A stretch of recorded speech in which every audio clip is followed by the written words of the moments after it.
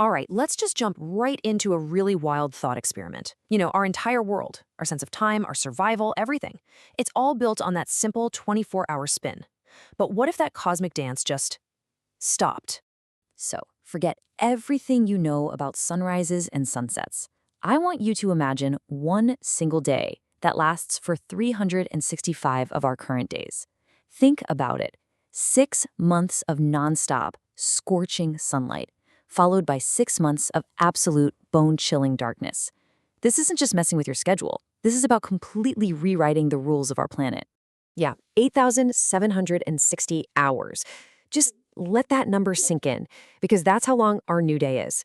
And really, it's the countdown for an apocalypse that unfolds in this just agonizingly slow motion. So you're probably thinking the first thing to go would be the temperature, right? Sun burns one side, freezes the other. But you'd actually be wrong. The first catastrophe is way more, physical, brutal even. The second our planet starts to slow down, the ground itself starts to tear itself apart. It's this insane chain reaction. You see, the spin of the Earth creates this tiny bulge around the equator. It's not a perfect sphere. Well, take away the spin, and poof, that force is gone. The planet starts to collapse back into a perfect ball. And that shift, it triggers what they call Mega-Quakes. We're not talking about your everyday earthquake. We're talking about quakes that would flatten every single thing we've ever built. And believe it or not, that's just the warm-up act. And then there's the water. All of it. With nothing holding the oceans in place at the equator, they just migrate. They start sloshing towards the poles. So places like Canada, a lot of northern Europe, they're just gone, drowned under miles of ocean. And at the same time, the land around the equator, like in Central Africa, gets pushed up into these massive high-altitude plateaus. The world map as you know it, totally useless. Okay, now we can talk about the heat. Because once the planet has literally reshaped itself, we've got to deal with the new climate. And it's a climate of extremes. You've got one half of the world just permanently stuck, staring at the sun. A hemisphere of, eternal fire. And look how fast this happens. It's terrifying. In just the first week, temperatures hit 70 degrees Celsius. That's 158 Fahrenheit. 2 months in, water is boiling everywhere. And by the time you reach the 6-month mark, the end of this day, that entire side of the planet is basically Venus, a toxic, high-pressure hellscape. And it's not just that it's hot, it's a total environmental collapse. The rivers and lakes don't just evaporate, they violently boil away, pumping steam into the air and creating this insane runaway greenhouse effect. The world's forests, they ignite into these continent-sized hyperfires. The ground itself, the soil, vitrifies. It literally melts into a desert of glass. The air you're supposed to breathe, it becomes this searing, unbreathable plasma. So what you end up with is this horrifying split personality for Earth. One side is a baked, scorched desert, the other a frozen graveyard. There's no in-between, just two completely opposite flavors of, you're definitely not surviving this. So let's take a trip to that other side, shall we? So while one half of the planet is literally cooking, the other half gets plunged into a 6-month-long night. And over here, the problem isn't the fire, it's the cold. A cold so deep, so absolute, it's hard to even wrap your head around. Welcome to the Hemisphere of Frozen Silence. We're talking negative 100 degrees Celsius, and still dropping. Without any sunlight, whatever heat Earth had left just radiates out into space. Gone. The temperature just nosedives into this abyss. It gets so cold that things just start to break. The atmosphere, the very air, starts to freeze solid and just fall out of the sky as ice shards. The oceans are now a solid block of ice miles deep. Metal shatters like glass if you touch it. And the scariest part? It's silent. The air is too cold and dense to move, so there's no wind, nothing.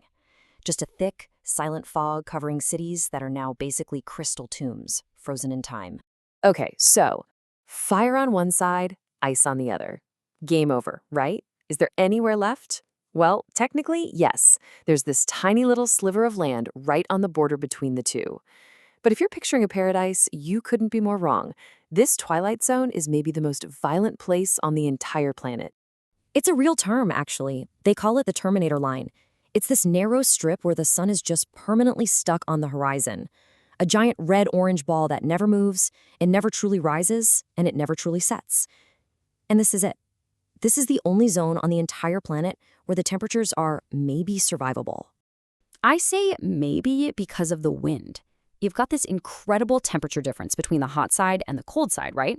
Well, that creates wind, and not just a stiff breeze. We're talking jet streams screaming past at over 1,000 kilometers an hour. That's nearly the speed of sound. It's 4 times faster than a monster hurricane. This isn't weather anymore. It's like living inside a planet-sized sandblaster 24/7. So what do? The only option is to go down. Humanity, or what's left of it, has to become what's called a trench species. You live in these huge mobile underground tunnels, and you've never stopped moving. You'd have to constantly crawl along, staying inside that thin twilight band. Because if you go too slow, the sunrise catches you and you burn. Go too fast, and the sunset gets you and you freeze. Your entire existence is just running. But you know what? Even if you could survive the quakes, the floods, the fire, the ice, and the wind, it wouldn't matter. Because the biggest problem of all is much, much bigger than that. By stopping its spin, Earth basically signed its own death warrant on a cosmic scale. There's no escaping this final act. Here's the thing. The Earth's rotation is what generates our magnetic field. Think of it like a giant, invisible shield protecting us from all the nasty stuff in space. Well, when the rotation stops, that shield just fizzles out. It collapses. And suddenly, we're completely naked and exposed to the cosmos. And what happens then? The solar wind, this constant stream of particles from the sun, just starts sandblasting our atmosphere away, stripping it into space, kind of like what happened to Mars. Lethal cosmic radiation pours down, cooking everything. You know the aurora borealis, that beautiful light show? Imagine that covering the entire sky, only now it's a deadly radioactive glow. And on a biological level, the circadian rhythms of every living thing, our internal clocks, are just shattered. The damage at this point is absolute, and there's no coming back from it. There's a quote that just sums it all up perfectly. The Earth is still here, but the world is gone. You know, the rock itself is still flying through space, sure, but that living, breathing, complex thing we called our world, yeah, that's gone forever. And really, that's the big takeaway from this whole thought experiment. Survival is motion. Death is stasis. The entire concept of life on our planet was completely tied to the fact that it was always reliably moving. The moment it stopped, that was the end. So you're left with this final, haunting picture. The planet is now just a celestial corpse, half burnt, half frozen, just floating in the dark, a monument to stillness and a silent reminder of the world that used to be. It kind of makes you wonder, right? Maybe this isn't just some sci-fi horror story. Maybe it's a warning to the stars, a fundamental rule of the universe whispered out from our dead planet to anyone else who might be listening out there. Don't stop moving.